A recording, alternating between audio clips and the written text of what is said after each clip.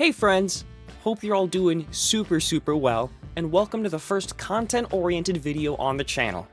For Spooky Month, I only thought it was right that I try to make a spooky-ish video, and as a PNG tuber with two direct inspirations with FNAF forward content, I too have a bit of a relationship with the series, so it only makes sense that I would make something like this eventually.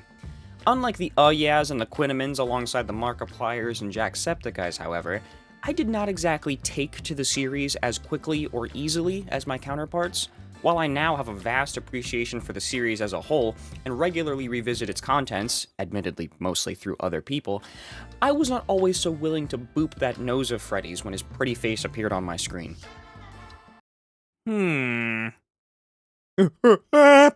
For the longest time, it was quite the opposite, or even hearing his laugh, let alone seeing his face, would scare me so badly that I would have actual night terrors, and it also scared me so badly that I had to go to therapy for it. Yeah, I know, a click team render of a robot bear with a top hat costed my parents $90 a week for a few months. Not exactly my proudest moment, but I'm getting ahead of myself, and we have a bit of ground to cover before we get there. So please, get comfortable and enjoy the storytime type of video. Thank you for being here. Before starting, for the maybe singular person who has seen my content but doesn't know what Five Nights at Freddy's is, here's a quick rundown of how it works. You play as a man named Mike Schmidt and work as a security guard for Freddy Fazbear's Pizza, where for 5 base nights, it is your job to keep 4 main characters of Freddy, Bonnie, Chica, and Foxy out of the security office using the 2 big doors on either side of you, the camera system, and the upsettingly small power supply that the building has. Keep these animatronics out from 12 a.m. to 6 a.m., almost 9 real-life minutes, and you're free to go home. But if you lose track of one of them, or even worse, lose track of the power, then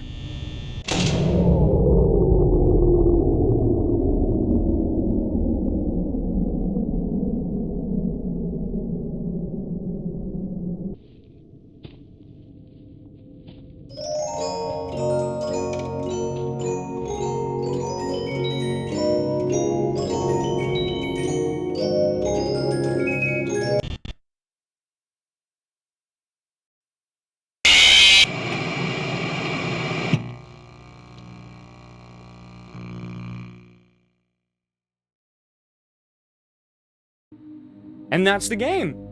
Okay, now, back to the story. So, when Scott Cawthon released this monolith in the making, it very quickly took a firm grasp on the internet.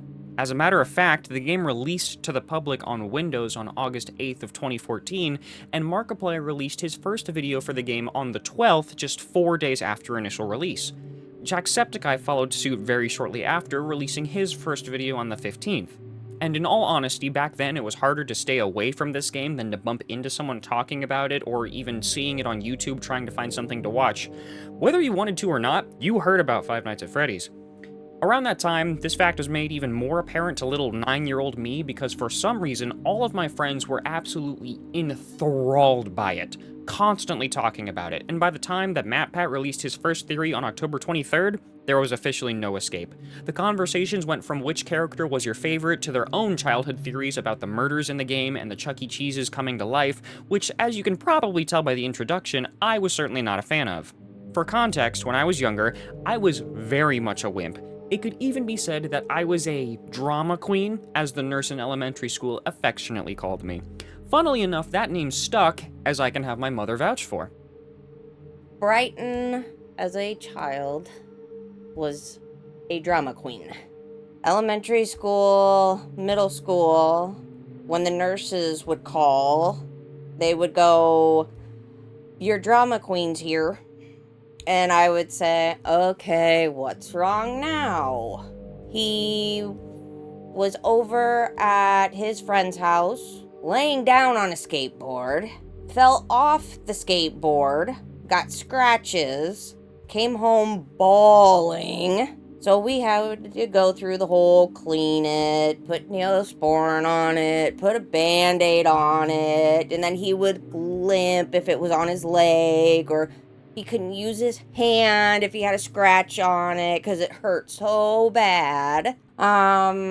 He would fall off of his bike and we'd have to go through the same routine because he would come home bawling because he was dying. And we even said that we were going to start wrapping him in bubble wrap so he could walk around the house and didn't have an accident and the drama queen wouldn't come out. So, yeah, as you can see, I was not the most resilient of children. And the worst part is, it wasn't only physical weakness. I was a bit of a drama queen when it came to things that physically couldn't hurt me either. I was already in therapy for some other troubles that I had, and I think my mom can tell you the story best yet again. Five Nights at Freddy's came out, and I told him, please do not play the game. You're gonna be scared, you're gonna have problems with this, so please do not play the game. Brighton went over to a friend's house, and of course did what I told him not to do, and Brighton played Five Nights at Freddy's. Okay, so just for the record, we did not play it, we watched the now relic that is Markiplier's first playthrough of it. Scared the living shit out of him.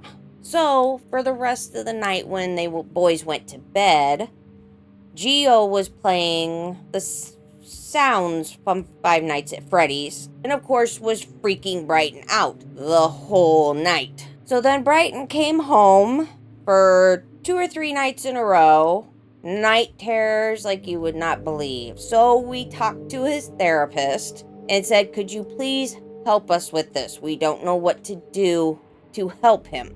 So she said, use the nightlight. That will help him not wake up in a dark room from his night terrors. She gave him a little toy tiger. And she said, use this when you wake up from your night terrors. Grab it, hold it, and hopefully it'll help you feel braver and not as scared.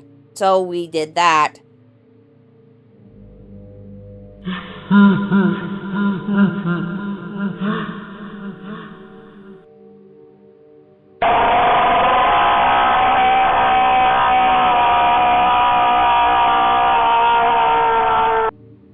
So, now armed with a nightlight, this pet tiger, and a sense of bravery that only a country with a paid healthcare system could provide, I worked my way through the fear. At least, I did when I was in my room. If I needed to use the bathroom after waking up from one of these night terrors, I looked more like Foxy than Foxy ever could. But for the longest time, however, I know I still felt this sense of, I guess, dread? You know that feeling in the very first game when Freddy would be done with his song but not quite have gotten you yet, so you're still just sitting in the black waiting for something to happen? That's the best way I can put it. But with age came maturity and an overall change of interests. I lost track of the game, I lost interest in the game, and putting it simply, I grew up. Plus, on top of that, my friends did make fun of me near relentlessly, and that didn't totally do anything for sure. Anyway, from there, it's kind of a large gap of time where I took a break from the content altogether, completely avoiding it whenever possible, and in all honesty, the peak was already over, so it wasn't that hard.